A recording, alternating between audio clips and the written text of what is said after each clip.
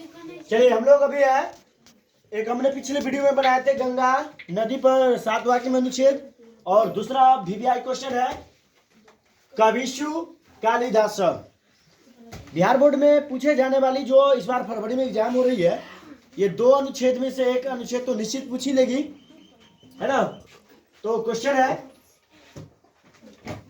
कविशु कालिदास, मतलब कालिदास जी के बारे में हमें अभी बताना है। तो काल कहता है संस्कृत साहित्याकाशे ना, संस्कृत साहित्याकाशे कविशु कुलगुरु, माने संस्कृत साहित्य के कवि जो है संस्कृत के कुलगुरु कौन कहे जाते हैं? कालिदास। संस्कृत के कुलगुरु कौन कहे जाते हैं? कालिदास। देदीप्याननानम छत्रावते अस्ति, यह जो है छत्रावती अस्ति, मतलब ये क्या क्षत्रिय थे, क्या थे? क्षत्रिय जाति से बिलोंग करते थे। अस्ति तस्य स्थिति काले विषय विदिषु मध्यते, मतलब यहाँ पर यह एक क्या बहुत विदुष मतलब विद्वान, ये बहुत बारे क्या है? विद्वान माने जाते हैं। कौन?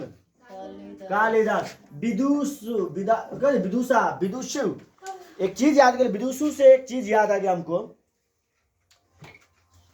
एक बार जब लड़कियां को क्या होती है कि थोड़ी सी पढ़ ले ना गुमान बढ़ जाती है। इसी बार एक बार क्या होता, एक लड़की एक विद्वान थी। क्या थी? विद्वान थी। उसका नाम क्या था? विदुर शास्त्री। क्या नाम था? विदुर शास्त्री। विदुर शास्त्री जो थी वो बहुत बड़ा क्या था? विद्वान थी। उसको विद्वान पर अपने आप पर क्या हुआ था? घमंड आ गई थी, है ना। तो गुमान आ गई थी कि हमसे बड़ा कोई विद्वान नहीं है। उन्होंने एक तय किया कि जो मेरे प्रश्नों का उत्तर दे देंगे, है ना, ये जो मेरे प्रश्नों का उत्तर दे देंगे, हम उन्हीं से क्या करेंगे? शादी करेंगे। सभा लगते जाता था, विद्वान लोग आते थे, लेकिन उनकी प्रश्नों की जवाब नहीं देते थे। जब प्रश्नों की जवाब नहीं देते थे, इनकी घमंड और क्या था? बढ़ते जा रहा था। शराब विद्वान ने एक दिन जब लौट करके जा रहे थे तो जंगलों में एक पेड़ के नीचे, है ना, किसके? एक पेड़ के नीचे बैठ करके कई विद्वानों ने विचार कर रहे थे आखिर इसकी गुमान कैसे तोड़ा जाए, है ना। तो उन्होंने विचार हो रहा था कि किसी ऐसे व्यक्तियों से उसकी सामना करा जाए जिससे उसका क्या हो? घमंड टूट जाए। उसी पेड़ के ऊपर कालिदास क्या थे? चढ़े हुए थे। और इतना ये बुड़बक थे, इतना बुड़बक थे कि वो जिस डाली पर बैठे हुए थे उसी डाली को काट रहे थे। तब उन्होंने जब देखे कि नीचे कुछ व्यक्तियों बैठा हुआ है, तब उसको कहते हैं अरे सुनो सुनो सुनो, हट जाओ नहीं तो हम पेड़ काट रहे हैं, तुम गिरोगे तो क्या होगा? पेड़ की डाली गिरेगा तो मर जाओगे। जब यह बात विद्वान ने सुना तो क्या कहा कि जब देखा उस डाली की ओर तो देख रहा है कि इससे बेवकूफ तो कोई है ही नहीं, जो जिस डाली पर बैठे है उसी डाली को काट रहा है और दूसरे को कहता है और जो खुद गिरेगा पता नहीं जो उसको क्या होगा। विद्वान ने कहा सुनो सुनो सुनो, उतरो उतरो उतरो। उतरा तो जिस व्यक्ति को तुम लोग गांव में भी देखा होगा कि जिसके पास दिमाग कम होता है, वो क्या होता है, शुद्ध टाइप का ज्यादा होता है, उसको यदि कह दिया जाए कि तुम शादी ब्याह करोगे, बहुत खुश करके बहुत मस्ती में हो जाता है ना। उसी तरह से कवि ने, विद्वान लोग ने कहे कि सुनो, जब वह उतरे तो कहे कि जो तुम शादी करोगे। इस बात से कालिदास के मन में क्या हुआ? बहुत बड़ा खुशखबरी आया। और जब खुशखबरी आया ना तो कहा कि एक काम करो, जब तुमको हम शादी कराने के लिए जाएंगे तो तुम मौन धारण कर ले रहना, एक शब्द भी नहीं बोलना, कुछ भी बोला जाए तो नहीं बोलना है। कालिदास ने ऐसा ही किया। गए, कल होकर के सभा लगा। सभा लगने के बाद विदुर शास्त्री आई। विद्वान लोग ने कहे, जो उनको ले गए थे वो कहे कि आप मुझे हरा दिया करते थे, आज हम किनको लाए हैं? अपने गुरु को लाए हैं, आज तुम हरा करके देखो। विदुर शास्त्री ने सोचा आज तो बड़ी जुल्म की बात लगता है, ये सब अपना गुरु को ही ले आया है। कहा ठीक है, लेकिन उन्होंने कहा विद्वान लोग कि आज मेरे गुरुदेव जो है से ये क्या करेंगे? बोलेंगे नहीं, आज इनका क्या है, मौन धारण है। कहा ठीक है। विदुर शास्त्री ने क्वेश्चन किया, उन्हें एक उंगली को खड़ा करते हुए बोला कि बताइए कि भगवान कितने हैं, है ना। कालिदास को उल्टा समझ में आ गया, मूर्ख अशिक्षित व्यक्ति। उनको लगा जी महिला हमको कहती है तुमको एगो आंख फोड़ देंगे। कालिदास को इस बात से गुस्सा चढ़ गया और उन्होंने कहा हम दोनों आंख, कहे हम दोनों आंख तो फोड़ देंगे। कौन? कालिदास। बस इतना ही पर रोक दिया गया। विद्वान लोग ने कहा कि आपका जवाब तो मिल गया। कालिदास क्या कहे, जो हम दोनों आंख फोड़ देबो। लेकिन विद्वान लोग ने कहा क्या कि तुम्हारा प्रश्नों का जवाब मिल गया है, क्योंकि तुमने कहा कि भगवान कितने हैं, इन्होंने बताया कि भगवान दो हैं, एक आत्मा और एक परमात्मा। जब दोनों की शादी हो गई, किनको?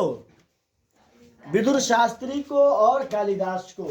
जब कालिदास को जब शादी हो गए तब उन्होंने क्या किए कि अपनी घर उनकी अपना ले गए पत्नी को। जब रात में कालिदास जब सोने के लिए जब गए तो बिछावन पर उनकी पत्नी थी और घर के पीछे ऊंट बलबलाया। कौन? ऊंट बोला। किम बद्धति, मतलब क्या बोलता है। तो ये बेचारे पढ़े लिखे थे, उन्होंने कहा कि चुपचाप सुता न था हमारे वो तब रात का कान झंझना देते। यह बात सुन करके विदुर शास्त्री को दिमाग से क्या हुआ, पसीना गिरना शुरू हो गया और वो बुझ गया कि मुझके साथ क्या हुआ है, छल हुआ है। और उन्होंने क्या किया कि बिछावन पर से कालिदास को एक लात मारी और बिछावन से नीचे गिरा दी। यह बात जब उसके दिमाग में क्या हुआ कि कालिदास को दिमाग में बैठ गया कि मेरी पत्नी मुझे लात से मारी, या उसी वक्त कालिदास क्या हुए, घर छोड़ करके चले गए। जाते जाते जाते जाते घनघोर जंगलों में जब गए तो घनघोर जंगलों में जाने के बाद क्या हुआ कि तुम लोग अभी आते हो पढ़ करके घर जाते हो ना, पहले गुरु आश्रम चलती थी, वहीं पर बच्चे रहते थे दिन रात। जब वह जाते थे बचपन में सियाना होकर के, जब उनकी पढ़ाई पूरी हो जाती थे तब वो लौट करके आते थे। तब जाकर के जब वहाँ गुरु आश्रम में क्या हुआ, वो कालिदास रहने लगे और गुरु को कहे कि आप मुझे सिर्फ खाना दीजिएगा, हम जंगलों से क्या करेंगे, लकड़ी उकड़ी ला देंगे, जलावन उबलावन। इसी तरह रहते गया। जब कुछ समय बीता तो बरसात की मौसम आई, तो गुरु आश्रम के बाद एक नदी थी और नदी के उस पार क्या था, सरस्वती देवी का मंदिर था। जब वह मंदिर था तो एक दिन क्या हुआ कि बारिश आंधी तूफान इतना बढ़ रहा था कि प्रत्येक दिन का गुरु का आदेश था कि प्रत्येक बच्चा शाम और सुबह जाएंगे और वहाँ क्या सरस्वती को मंदिर में पूजा पाठ करके क्या धूप अगरबत्ती संजक देना है। तो उस दिन आंधी तूफान बारिश इतना आ रहा था, कोई विद्यार्थी क्या हुआ कि जाने के लिए तैयार नहीं था। सब ने कहा तुम जाओ तो तुम जाओ, तुम जाओ तो तुम जाओ, तुम जाओ तो तुम जाओ, लेकिन कोई जाने के लिए तैयार नहीं था। उसी में से एक लड़का कहा अरे अपना के जान बचेगा तो बहुत बात है, एक काम करो मरबो करते तो कल ना मरेगा, तुम कालिदास के भेजो। ठीक है। जब कालिदास को क्या हुआ कि कहा कि काली तुम जाओ और उस पार सरस्वती का मंदिर में पूजा पाठ करके आ जाना। जब वहां गए तो कालिदास ने क्या किया कि वो अपना सामान लिए और नदी हिल करके वो चले गए। वहां गए, बहुत साफ सुथरा करके पूजा पाठ बढ़िया से किए। पूजा पाठ करने के बाद उन्होंने सरस्वती के कहे, उनके पास इतना नॉलेज नहीं था कि वो मूर्ति को कहे कि जे अब तरा हम खाना खिया दिलियो तू सुत रह। कौन बोले? कालिदास। क्या बताइए मूर्ति सो सकती है? उन्होंने कहा कि हमरा लगे छे तुमको, आपको भी मेरे पिताजी वाला आदत है। जब उनको खाना खाने के बाद क्या था कि वो कहते थे कि मुझे थोड़ा मैल दो, दे दबा दो, तब उनको नींद आता था। हमको लगता है आपको भी यही आदत है। लाभ तोरो दे हम क्या करते हैं, मैलिए देते हैं। जना ही क्या किए कि कालिदास अपना पैर सरस्वती के ऊपर रखने ही वाले थे, सरस्वती क्या हुए, साक्षात प्रकट हो गए। जना हम तुम होते हो उसी प्रकार। जब प्रकट हुए तो कालिदास से कहे कि सरस्वती ने कहे कि काले तुम मांगो वरदान मुझसे, है ना। हम जो है से हम तुम्हारी भक्ति से क्या हुए, प्रसन्न हुए, है ना, क्या हुए, प्रसन्न हुए। जब यह प्रसन्न हुए तब क्या हुआ कि कहे कि जे वरदान मांगो, क्या मांगते हो। तो उन्होंने कहा कि हमें कुछ नहीं, हमें इस योग्य सिर्फ बना दो कि मेरी पत्नी ने मुझे लात मार के बेलगाया है घर से, हम उसकी प्रश्नों का क्या करें, जवाब दे सके, बस इतना ही मुझे बना दो। सरस्वती ने कहे तथास्तु। तथास्तु कहने के बाद वो कहे कि तुम इस जो भंडार में जितने भी विश्व मंदिर में जितने भी पुस्तक ग्रंथ रखा है, तुम एक काम करो कि सिर्फ पन्ना इसका उलट दो, सारा का सारा ज्ञान तुम में क्या होगा, प्रवेश कर जाएगा। और यह बात करके सरस्वती क्या हुए, अंतर ध्यान हो गए। भर रात क्या किए कि किताब उलट कर हैरान हो गए, पांजा में फेंक फेंक कर। और क्या था कि किताब को सिर्फ क्या करना था, उलट देना था, खुल जाना था। किताब खुल गया, पूरा का पूरा ऑटोमेटिक इनके अंदर प्रवेश कर जाना। वो तो देवी का क्या था, वरदान था। तब जाकर के इस तरह से हुआ। भोर तक क्या हुआ, सवेरे होते होते इससे पहले उन्होंने पूरे किताब को सैंतुत करके फिर चले गए, कहाँ, सो गए। जब गुरुजी के क्लास लगा, गुरुजी क्वेश्चन इसी तरह से करना शुरू किए। कालिदास चौकी तरह से जवाब देना शुरू किया। क्लास में कठिन से कठिन होते गए, प्रश्न होते गया, और कालिदास 6 मिनट में उसका जवाब देते चला गया। क्लास में कहे जो कौन हो तो कौन है।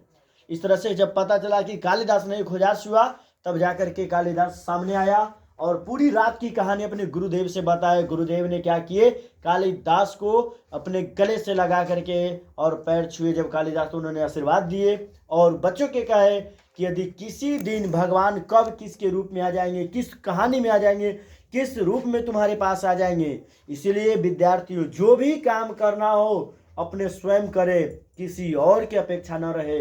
यदि कालिदास की अपेक्षा यदि कोई और बच्चा वहां जाता तो उस दिन सरस्वती प्रगट किसको, जो जाता उसी को न मिलता। तो इसीलिए कभी भी मेहनत करना हो तो खुद के लिए करो, ऐसा नहीं कि अपनी मेहनत चुराने के लिए और किसी और पर थोप दो। चलिए, तो ये था कालिदास जी की थोड़ी सी कहानी। अब हम उनका पूरे जीवनी में आते हैं। तो कहता मत भव्यांते अस्ते, तो यहाँ पर है मैत्यभ्यानम अस्ते किचित विद्वान, मतलब ये बहुत बड़ा क्या थे, विद्वान थे। अस्य जन्म स्थान मिथिला मानते, माना जाता है कि इनका जन्म कहाँ हुआ था, मिथिला में हुआ था। कहाँ हुआ था, मिथिला। मिथिला का राजा कौन थे, सीता जी के पिताजी राजा जनक को माना जाता है। तुम लोग क्या बकेगी, कालिदास कालिदास, मिथिला के वो रहने वाले थे कौन, कालिदास। केच्यते उज्ज्वल विज्ञानम मन्यते अध्याविदे अन्वेषिका अस्य कुल गुरु, माने इनको सभी जगह, सभी विषय में, सभी शास्त्रों में क्या माना जाता है, कुल गुरु माना जाता है ना। कालिदास को, किसको, कालिदास। स्थिति काल विषय, किसी भी काल में, किसी भी स्थिति में, किसी भी विषय में जन्म स्थान विषय च अनावेशनं कुर्वन्ति। अस्य स्थिति काल चतुर्थ षष्ठ शताब्दी, और इनके जन्म कब माना जाता है, चतुर्थ या छठी शताब्दी में। अनुमानित, मतलब अनुमानित किया जाता है कि इनका जन्म चौथी शताब्दी या छठी शताब्दी में इनका जन्म हुआ था ना। ये क्या है, अनुमानित किया जाता है। सएव काल राजा भोजपी, और उस समय राजा कौन था, भोज। कौन थे, राजा भोज थे। वर्तते मेघदूत श्लोक, और इनका जो मेघदूत था, किनका, राजा भोज का जो मेघदूत था, दूत जो था, राजा का जो दूत था, वो इनका श्लोक क्या सुनाया करते थे। किनका श्लोक, कालिदास जो है वो सुनाया करते थे। किसको, मिथिलाया देशाभावयानम नासति वर्णनम च स उज्ज्वलम हस्तते उत्पादनम अस्ति अस्य काव्यनम तभे अलंकरण प्रयोग। और इनको ही बहुत विषय क्या है, कवियों के रूप में भी प्रयोग कई रूपों में किया गया है। किनको, कालिदास दृश्यते प्रचंत उमा कलंकरे अस्य वैशिष्टमस्ते उपमा कालिदास हिते सभ्य महाकवि। माने इनको क्या कहा गया है, कवियों का कवि, महाकवि। किनको, कालिदास। विषय विश्व श्रोता उक्ति, और इनको भारत ही नहीं कालिदास को पूरे विश्व में क्या है, प्रख्यात है, जाना जाता है। किनको? कालिदास को।